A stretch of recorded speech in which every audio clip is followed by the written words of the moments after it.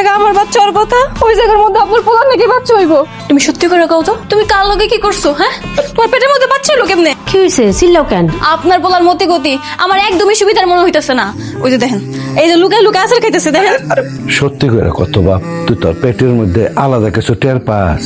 মাঝে মাঝে না একটু ব্যথা করে, আবার ওই যে একটু বমি বমি লাগে, এর লেগে আচারটা খাই।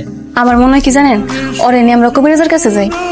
কবিরাজ চাচা আমার একটু ভালো মতো দেখেন না, এই যে আমার বাপ মা বউ সবাই মিল লাগতেছে আমি নাকি পোয়াতি, পোলা মানুষই কখনো পোয়াতি এখন।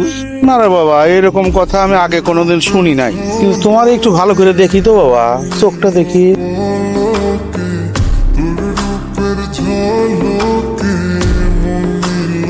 ওর পেটে তো সত্যি সত্যি বাচ্চা আছে। কি আশ্চর্য ব্যাপার, ছেলে মানুষের পেটের মধ্যে বাচ্চা, তার মানে আমার ছেলে সত্যি সত্যি গর্ভবতী। কমসে কম তো 2.5 মাসের বাচ্চা পেটের মধ্যে আছে।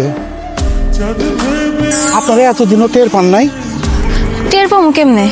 এমনি তো দেখতাম মাঝে মাঝে বমি করতো, আবার টকও খাইতো। এ লেগে যে আসলে বাচ্চা হইব এটা কেমনে বুঝবো? না না, মিষ্টি দিও না, পোয়াতির মারে মিষ্টি দিতে হয় না। কেন আছে, কি সমস্যা? মিষ্টি দিলে সমস্যা আছে। কি ব্যাপার, তুমি এমনি হাসতেছো কেন? আমি না একটা কথা চিন্তা করতেছি, তোমার পেট থেকে যদি বাচ্চা হয় তাহলে মা কার ডাকবো? তোমার ডাকবো নাকি আমার ডাকবো?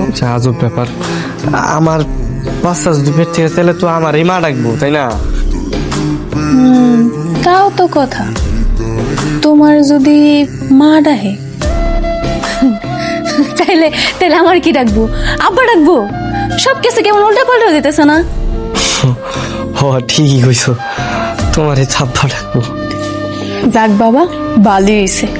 আমি তো অনেক ভয়ে আছিলাম। মায় সবসময় কইতো মায়ের মানুষ জন কিনা পথই হয়, অনেক কষ্ট হয়।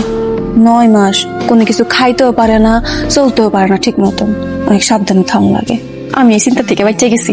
9 মাস 10 মাস আমার একারই কষ্ট করা লাগবো, আমার এমনিতেই ভাল লাগে না। আর এলাকার মানুষ যা শুরু করছে আমার অনেক শরম লাগে। কি আশ্চর্য ঘটনা কোন ছবি!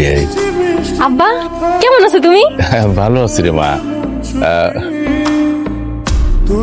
কি বাবা, এটা তুমি কি করছো?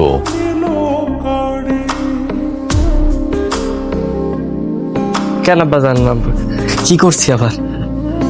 তুমি প্যান্ট পরে আছো কেন? তোমার পেটে বাচ্চা, তুমি প্যান্ট পরে আছো কেন? তাতে বাচ্চার ক্ষতি হবে না? কি কর আব্বা? ও তাই তো, এই সব বিষয় তো আমরা আবার খেয়াল করি নাই। হ্যাঁ, তা কি কর, তাহলে কি লুঙ্গি পরে ঘুরবো নাকি? লুঙ্গিও তো গিট্টু দিয়ে পরানো লাগবো। আমি জামাইয়ের জন্য মেক্সি আর পেটিকোট নিয়ে আইছি। আজকে থেকে তুমি এটা পরবা। নে মা, এটা ধর। বাহ, খুব ভালো কাম করছেন ভাইয়া। ভালো করছে মানে আব্বা, তুমি এটা কি কইতেছো? হ্যাঁ, আমি কি এখন মেক্সি পরে ঘুরবো নাকি? আমি কি মেয়ে মানুষ? আমি মেক্সি পরবো? আমি এগুলো পরতে পারবো না। ও কৈতরির বাপ, তুমি এমন করতেছো কেন? কৈতরির কথা চিন্তা করলে তো তোমার মেক্সি পরন লাগবো। বৌমা, কই তুই কেটা? আমি তো বাচ্চার নাম ঠিক করে ফেলাইছি মা। আমি চিন্তা করছি যদি মায়া বাচ্চা হয় তাহলে আমরা নাম দিব কৈতরি। সুন্দর না? বাচ্চার নামও ঠিক করে ফেলাইছে। ভাল লাগতাছ না, ওঠ। কই যাবি? আর একটু চাটা খাই ঘুম পাইতাছ। দেখ, আমি দোকান পাড়ার দিকে যাবো না। এমনি এলাকার মানুষ আমার দিকে যেমনি তাকায় থাকে, বুঝছো, আমার না অনেক শরম করে, যাওয়া যাবো না। আরে বেটা, শরম পাইস না, তুই একমাত্র পোলা যে সন্তান জন্ম দিবি, মাইন্ড একটু একটু তাকাই বই, কোনো শরমের কিছু নাই, চল। দত্ত কিসে? দত্ত আমাদের একটা উপকার করণ লাগবো। এবারে এই ওই কোনো উপকার করতে পারবো না, ওরে কবিরাজ রেস্ট লইতে কইছে, ওই যদি লড়াচড়া করে বাচ্চা বাচ্চা ডিগবাজি খাইব। আমি জানি এর লাগে আমার দত্তর কাছে তো বুদ্ধির লাগে আইতি।